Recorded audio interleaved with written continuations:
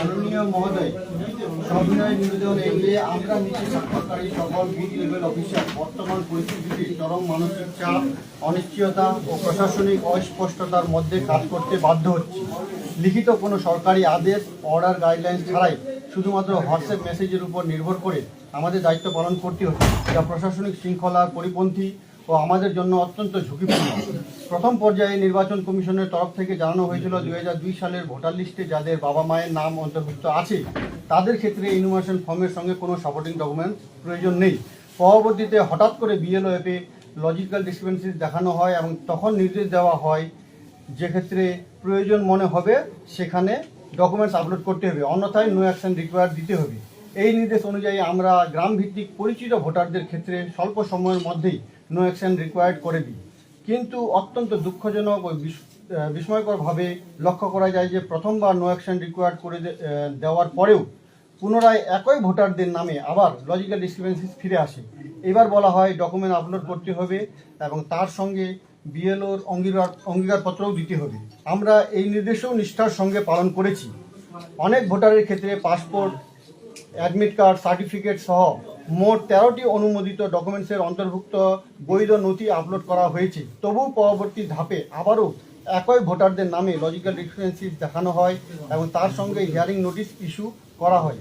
এর অর্থ দাঁড়াচ্ছে কমিশন নিজেরাই কোনো যথাযথ ও চূড়ান্ত যাচাই না করেই বারবার লজিক্যাল ডিসক্রিপেন্সিস পাঠাচ্ছে আর তার সরাসরি ফল ভোগ করতে হচ্ছে আমাদের বিএলওদের। প্রতিবার নতুন ডিসক্রিপেন্সি আসার সঙ্গে সঙ্গে আমাদের মানসিক চাপ বহুগুণ বৃদ্ধি পাচ্ছে। এর পাশাপাশি গ্রামবাসীদের পক্ষ থেকে অসংখ্য ফোন কল আসছে। অনেক ক্ষেত্রে ভোটাররা সরাসরি আমাদের বাড়িতেও চলে আসছেন, কেউ ক্ষুব্ধ, কেউ আতঙ্কিত, কেউ বিভ্রান্ত। এই মানসিক চাপ, প্রশাসনিক দায় এবং ব্যক্তিগত জীবনের অনিরাপত্তা সব মিলিয়ে পরিস্থিতি আমাদের জন্য অসহনীয় হয়ে উঠেছে। এই অবস্থায় আমাদের প্রশ্ন অত্যন্ত স্পষ্ট, যদি বিএলওর ডিক্লারেশন, ফিল্ড ভেরিফিকেশন এবং গভর্নমেন্ট অ্যাপ্রুভ ডকুমেন্টসেরও কোনো মূল্য না থাকে তাহলে আমাদের বিএলও হিসেবে রাখার প্রয়োজনটাই বা কী? আমাদের দিয়ে আপনারা আসলে কোন দায়িত্ব পালন করাতে চাইছেন? এর পাশাপাশি অতিরিক্ত চাপের কাজের চাপে এবং অনিশ্চয়তার ফলে ইতিমধ্যে বিভিন্ন জায়গায় একাধিক বিএলও মানসিকভাবে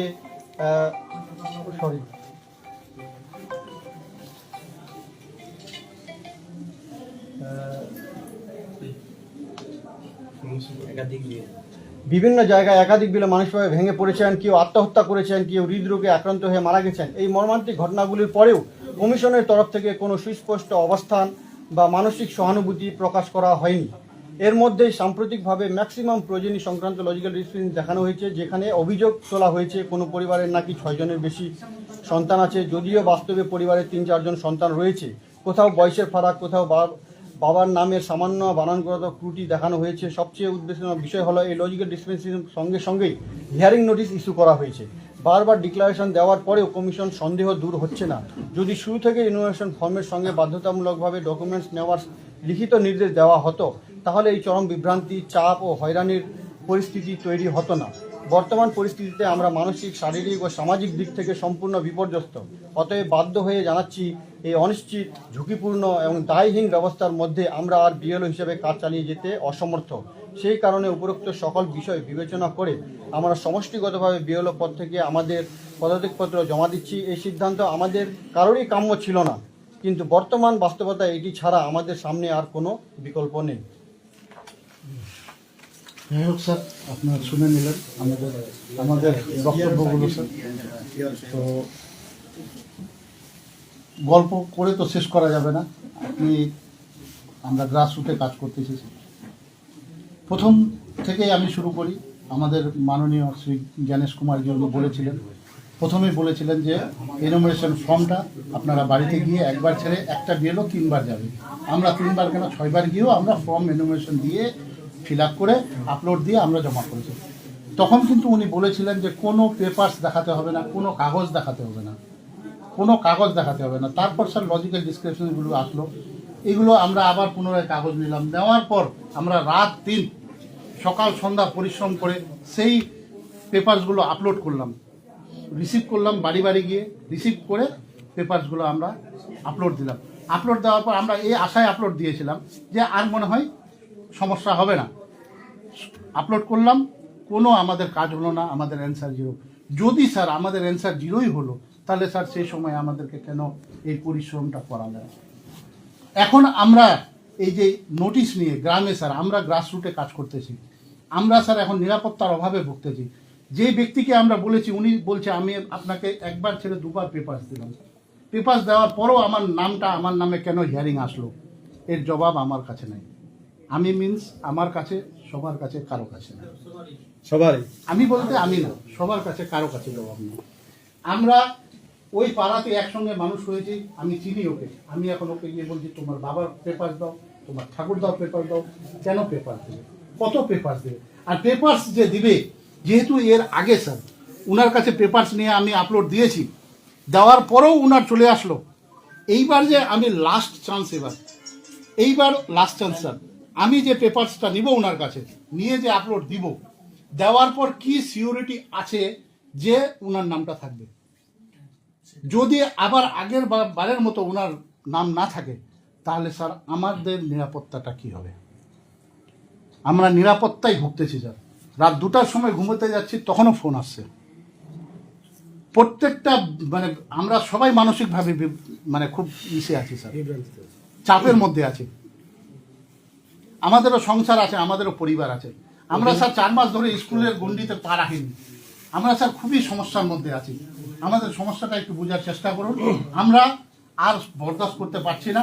হ্যাঁ, আমরা এখন গণহারে আমরা আমাদের ইস্তফাটা দিয়ে দিলাম। আপনি কাইন্ডলি আমাদের ইস্তফা গ্রহণ করুন এবং আমাদেরকে এটা সিকিউরিটি দিন যে আমরা আর এই কাজের মধ্যে নেই। আমাদেরকে ছেড়ে দিন স্যার। আমি অনুরোধ করে বলবো সবার হয়ে, একদম রিকোয়েস্ট আমাদের স্যার স্কুল যেতে দিন। আমাদেরকে আমাদের মূল স্রোতে যেতে দিন স্যার। আপনাদের স্যার অনেক পাওয়ার আছে, অনেক ক্ষমতা, আপনাদের লোকবল অনেক।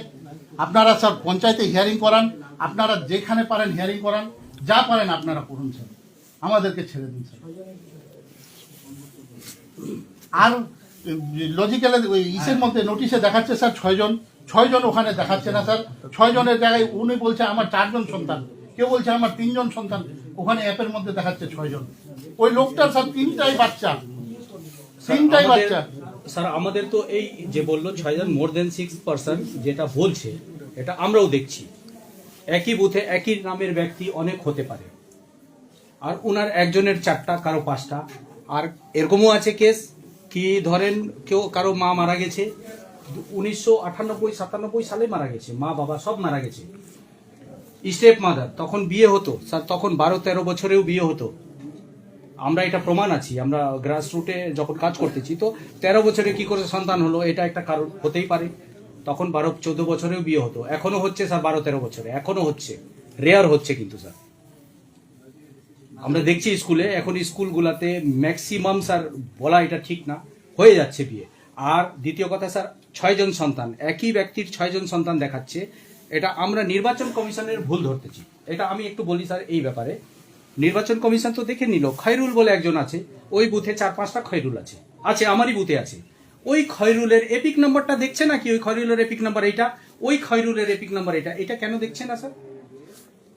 খালি খয়রুল দেখলো বাস, মোর দেন 6% এরকম করে পাঠাই দিচ্ছে। আমরা এখন এই পরিস্থিতিতে আসছি স্যার, কি আমরা যদি ওদের নাম বাদ পড়ে, তাহলে মনে হয় বিএলও, আমরা সব প্রত্যেকটা বিএলও ওই বাদের মধ্যে থাকবো।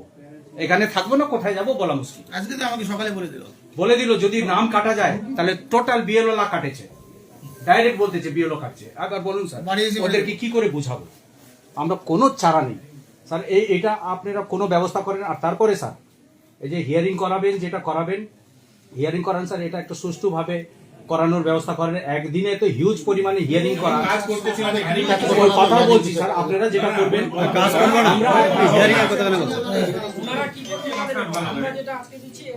হ্যাঁ, আমরা ঠিক আছে, আমরাই তো নিশ্চিত না। আমি বিয়ালো, আমার নোটিশ আসছে, বুঝলেন? আমি বলবো স্যার একটা কথা, আমি 5 জনকে লিঙ্কে দেখাচ্ছি, আমরা 5 ভাই বোন। সেক্ষেত্রে আমার নিজের নোটিশ আসছে যে আমি নাকি 6 জনকে লিঙ্কে দেখাচ্ছি। আমি যদি একজন বিএলও হিসাবে আমার যদি কোনো নোটিশ আসে, তাহলে আমার বিএলও হওয়ার অধিকারটা কোথায় থাকলো? আমার নিজের ভুল করে কি দিয়ে ভুল করাই নোটিশ আসে 6 জনের বেশি। আমরা পাবলিককে কি উত্তরটা দিব? 6 জনের বেশি লিঙ্কে কেন দেখাবো? আমাদের কাছে উত্তর চাইবে তো। আমাদের কাছে উত্তর চাইছে। স্যার আমরা হচ্ছে 4 ভাই বোন।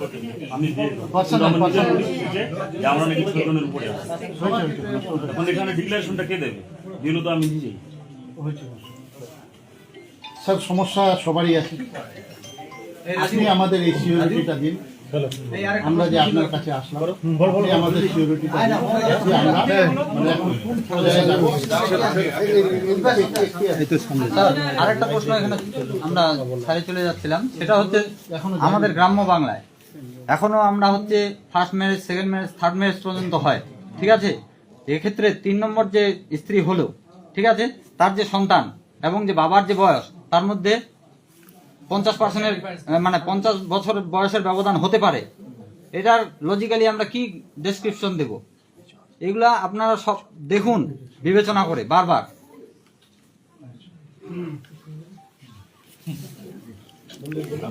স্যার এখন আমরা আসলাম আপনাদের সভাপতি, আপনি আমাদের দাঁড়ান। ইয়ে বলছে, সাহেব বলছে ইন্টারনাল মানে সরকারি মানে বিএলওদের নিয়ে আপনাদের একটু সাংবাদিকরা একটু বাইরে, তারপরে গেটে